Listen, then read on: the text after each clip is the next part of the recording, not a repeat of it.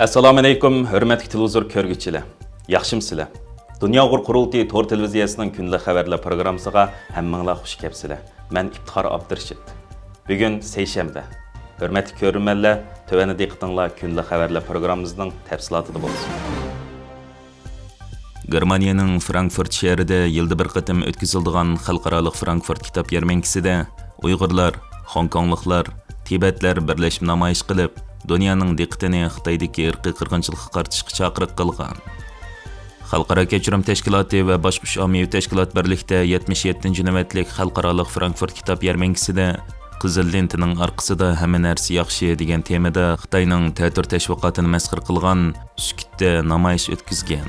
Bu namoyish qatnashchilarning oyoqlari kishanlangan, qo'llari bog'langan, og'zi va ko'zini Xitoyning bayrog'iga simvol qilingan qizil lenti bilan etib olgan bo'lib, bu Frankfurt kitob yarmankasiga kelgan ziyoratchilarning diqqatini qo'zg'agan.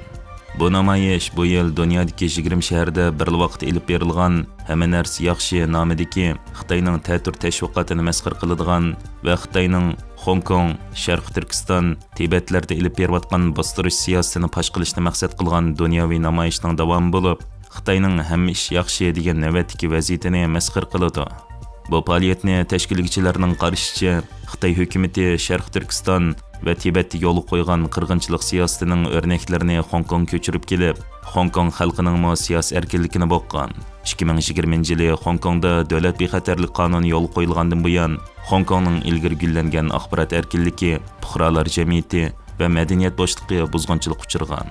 Siyosiy partiyalar tarqitib etilgan, jurnalistlar turmaga tashlangan, nashriyotchilar sukut qilishga majbur bo'lgan. Bu qatimqi Frankfurt kitob yarmankasida Xitoy taraf Xi Jinpingni madhiylaydigan kitoblarni kelgan bo'lib, Xitoy hukumatı Frankfurt kitob yarmankasini tashqi tashviqot sahnasi sifatida qo'llanib, mustabidlik va diktatorlik ideyasini tarqatadigan supaga aylantirib olgan.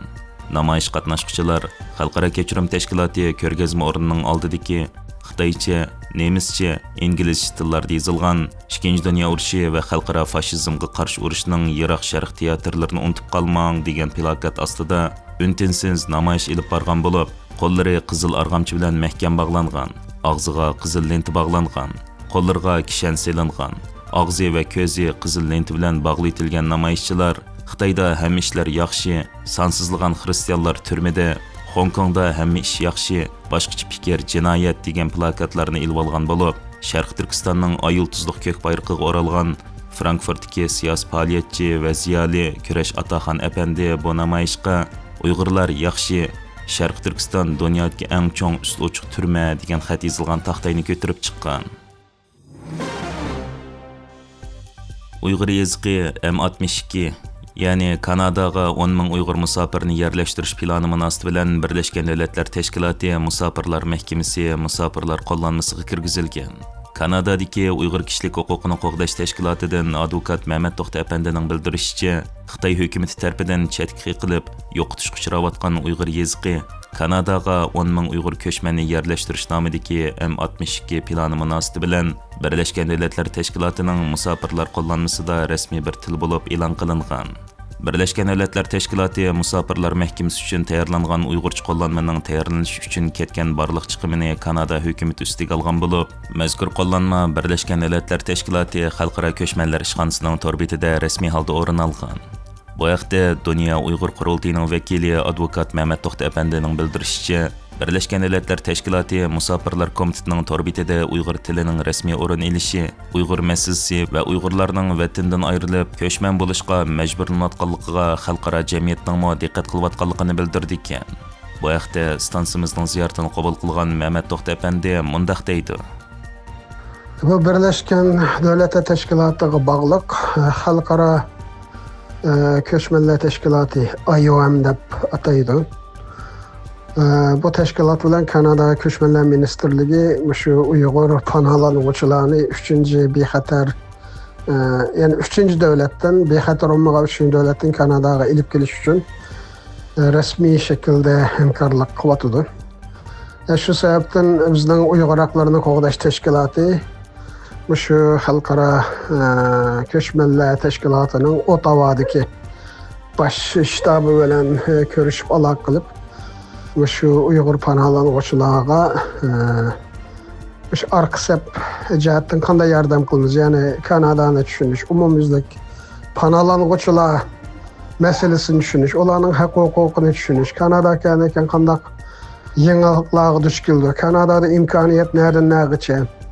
Qandaq imkaniyetden faydalanıyor degende hemme narsani şu tunji qatim mükemmel bir şekilde hem resimlik düşündürüş bilen Uygurcha tayyorlanıp şu Birleşken Devletler Teşkilatı Xalqaro Köçmenlerni Qo'g'dash Tashkilotining to'g'ri betida rasmiy e'lon qilindi. Endi bu mundaqcha aytganda bir Uyg'urlarga oid bir hujjatning tunji qatim Birleşken Devletler Teşkilatı to'g'ri betida rasmiy hozirgi zamon Uyg'urcha e'lon qilinish bo'lib hisoblanadi. Bunga bir 20 yildak vaqt ketdi. Qarindoshlarımızdan ba'zilari tarjima ishlariga, uni tahrirlash ishlariga yordam qildi. Neticede bu iş 180 betga yaqin cho'ng hajmlik material. Uyg'urlarning bundan keyin har qanday panalanish va panalanish munosabatlik Birleşken Devletler Teşkilatı ve bir qism davlatdan oladigan yordamlari, haq-huquqlari masalasi tafsili tushuntirilgan, resimlik holda aks ettirilgan mükemmel bir ma'lumot. Ko'plagan Uyg'ur qarindoshlarimiz uzun muddatgacha bundan foydalanadi. Shuning uchun bir bo'shliq o rasmiy shaklda to'ldirilgan bo'ldi. Qarindoshlarimiz o'zining tilida bu materiallardan bahramand bo'lsa bo'ladi. Uni ulanmasini men to'g'ri chiqarib qo'ydim. Undan ko'rib olsa bo'ladi. Deganimizda kimda bundan keyin Uyg'urlarda hammamiz beshimizda ig'ir kunlar bormamizdan nega berishni bilmaymiz, ammo nega borsak nim bo'ladi, haq-huquqlarimiz ne, xalqaro sistema bizga qanday haqlarni to'nagan, mushaqdan ma'lumotimiz yo'q. Ana shunday bir ehtiyoj va zaruriyatni nazarda tutib bu material tayyorlandi. Bu endi Birleşken Devletler Teşkilatı'nın shu xalqaro Köçmenler Teşkilatı rasmiy organda buni e'lon qilinishi hamda xalqimizning şu uzun muddatlik manfaati nuqtasini aytganda favqulodda muhim, ham tilimizning Birleşken Devletler Teşkilatı'da yer elishi nuqtasidan favqulodda muhim deb qarayman. Amerika prezidenti Donald Trump agar az uchraydigan tuproq bilan tahdidga uchirsa, Xitoy mollarining 150% tamojna bejiga duch keldiganligini, Xitoy qaratgan savdo jazosini kuchaytirganligini o'ttirib qo'ydi.